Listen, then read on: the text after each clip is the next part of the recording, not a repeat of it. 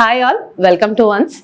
So ഇന്നത്തെ സെഷനിൽ നമ്മൾ ഡിസ്കസ് ചെയ്യാൻ പോകുന്നത് ഡിഫെക്ട്സ് ഇൻ ബാറ്ററീസ്. ഓക്കെ, അതായത് നമുക്ക് ബക്ലിംഗ്, സെഡിമെന്റേഷൻ, സൾഫേഷൻ അങ്ങനത്തെ ടോപ്പിക്സ് എന്താണെന്നുള്ള ഒരു ചെറിയൊരു overview. Okay, so will C.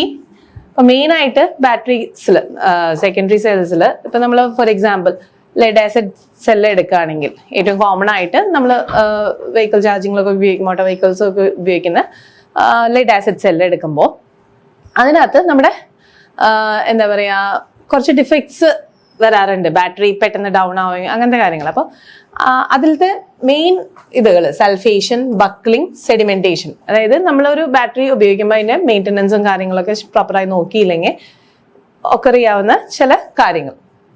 Okay, so first one sulphation. Sulphation എന്ന് പറഞ്ഞാൽ എന്താണ്? Sulphation is mainly cause due to over discharging. Okay, over discharging അല്ലെങ്കിൽ നമ്മൾ എന്താ പറയുക, ബാറ്ററി കണ്ടിന്യൂസ് പീരീഡിൽ ഡിസ്ചാർജ് ചെയ്യാൻ വെച്ച് കഴിഞ്ഞാൽ over A long period of time if it is kept in discharging state, അല്ലേ? അതായത് ഡിസ്ചാർജിങ് ടൈമിൽ നമുക്കറിയാം ലെഡ് സൾഫേറ്റ് PbSO4 ഫോം ആവുന്നുണ്ട്, 2 ഇലക്ട്രോഡ്സിലും അതിന്റെ ഡെപ്പോസിഷൻ നടക്കുന്നുണ്ട്. ഓക്കെ, സോ ഓവറായിട്ട് ഡിസ്ചാർജ് ചെയ്ത അല്ലെങ്കിൽ the battery is being discharge for a continuous for a longer period, ഈ സൾഫേഷൻ ഒരു കാരണമാണ് സൾഫേഷൻ ഒക്കർ ചെയ്യാൻ. Okay, so deposits of sulphur on the electrode ആണ് sulphation, and it can be rectified with the help of trickle charging. നമുക്കറിയാം secondary സെല്ലാണ് lead acid cell.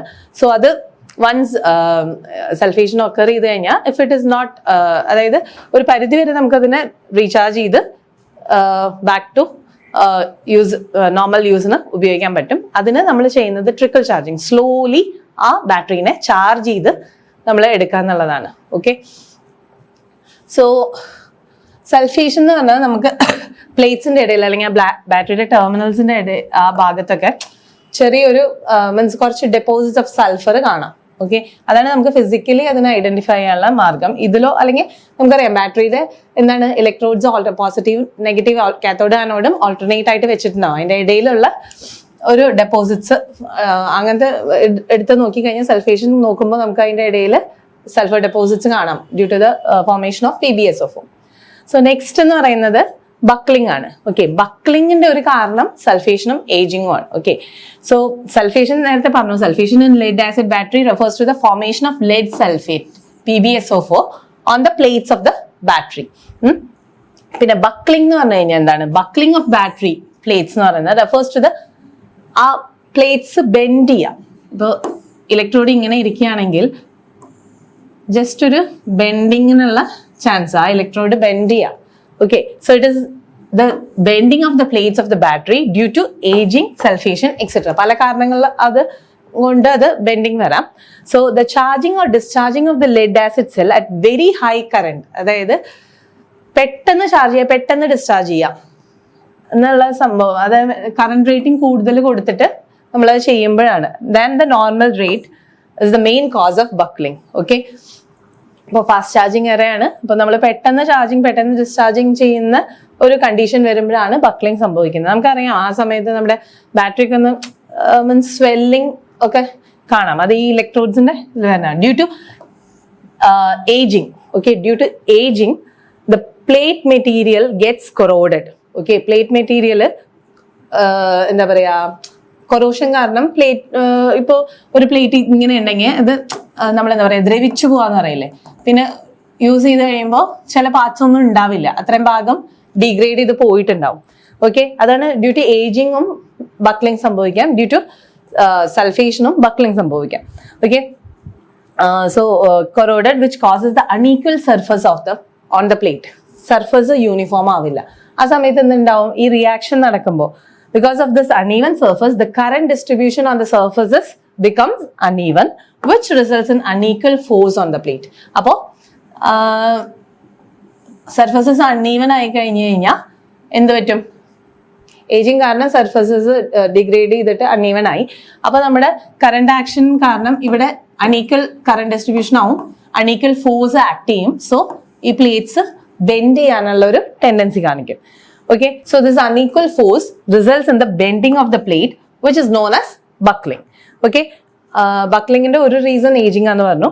അല്ലെങ്കിൽ പിന്നെ the other reason for buckling of the plate is due to the unequal electrolytic action on the opposite sides of the grids or unequal expansion of active material which is caused by unequal work on opposite sides of the grid. അപ്പോൾ buckling എന്ന് പറഞ്ഞാൽ basically it is bending of the electrodes. Okay, ഒന്ന് വളഞ്ഞു പോവുക. നമുക്കറിയാം കുറേ plates ആനോഡും കാത്തോഡും alternate ആയിട്ട് വെച്ചിരിക്കുകയാണ്. മോസ്റ്റ്ലി ബക്ലിംഗ് അതായത് നമുക്കറിയാം മുകളിലും താഴെയും ഇപ്പൊ ഈ ഇലക്ട്രോഡ്സ് ഫിക്സ് ചെയ്ത് കഴിഞ്ഞാൽ ഈ ഫോഴ്സ് അൺഈവൺ ആവുമ്പോൾ it has only option to bend. Okay, അതൊരു കർവ്ഡ് ഇത് എടുക്കാൻ ശ്രമിക്കും. അപ്പോഴാണ് ബക്ലിംഗ് സംഭവിക്കുന്നത്. അപ്പൊ ഈ ബക്ലിംഗ് ഇതാവുമ്പോൾ നമുക്കറിയാം alternate positive and negative plates ആണ് വെച്ചിരിക്കുന്നത്. അപ്പോൾ നമ്മളിത് ബെൻഡ് ആവുമ്പോൾ ചിലപ്പോൾ ഇത് ബെൻഡ് ആയിട്ട് ഇപ്പുറത്തുള്ള ആനോഡ് കാത്തോഡാ വെച്ചിരിക്കുന്നത് വിചാരിക്കും. ഒരെണ്ണം ബെൻഡ് ചെയ്ത് മറ്റേതുമേ ഇതാക്കുമ്പോൾ ഷോർട്ട് സർക്യൂട്ട് സംഭവിക്കാൻ സാധ്യതയുണ്ട്. സോ അതാണ് ഈ ബക്ലിംഗിന്റെ ഒരു എന്താ പറയാ, it results in short circuits inside the internal short circuits ഉണ്ടാവും ഈ ബാറ്ററിയുടെ ഉള്ളില്.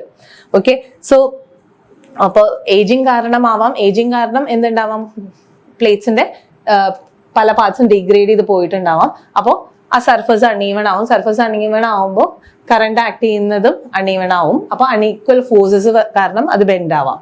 ഓക്കെ, പിന്നെ സൾഫേഷൻ കാരണം ഈ ബക്ലിംഗ് സംഭവിക്കാം. ഓക്കെ, സോ ഇതാണ് alternate plates of anode and cathode ആണ് ഇവിടെ കാണിച്ചിരിക്കുന്നത്. അപ്പൊ ഇവിടെ കണ്ടോ, ഇവിടെ ബെൻഡിങ് കാണാനുണ്ട്. പ്ലേറ്റ്സ് ബെൻഡ് ചെയ്ത് പോകുന്നുണ്ട്. അപ്പോൾ ഒരു ആനോഡ് മറ്റേ കാത്തോഡിന് പോയി ടച്ച് ചെയ്ത് കഴിഞ്ഞാൽ ഇറ്റ് മൈറ്റ് റിസൾട്ട് എന്താ, ഷോർട്ട് സർക്യൂട്ട്.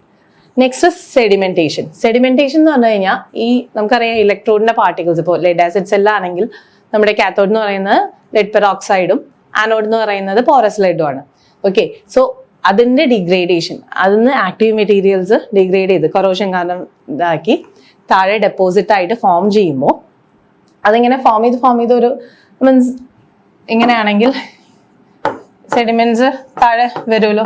അത് ഈ പ്ലേറ്റ്സ് തമ്മിൽ ഇന്റർകണക്ട് ചെയ്യുന്ന ഒരു രീതിയിലേക്ക് അതിന്റെ ഡെപ്പോസിറ്റ്സിന്റെ വോളിയം കൂടി കഴിഞ്ഞു കഴിഞ്ഞാൽ അവിടെ ഒരു ഷോർട്ട് സർക്യൂട്ട് സംഭവിക്കും, അല്ലെങ്കിൽ ലോക്കൽ ഷോർട്ട് സർക്യൂട്ട്സ് എന്നും ഇതിനെ പറയാം, സെഡിമെന്റേഷന്.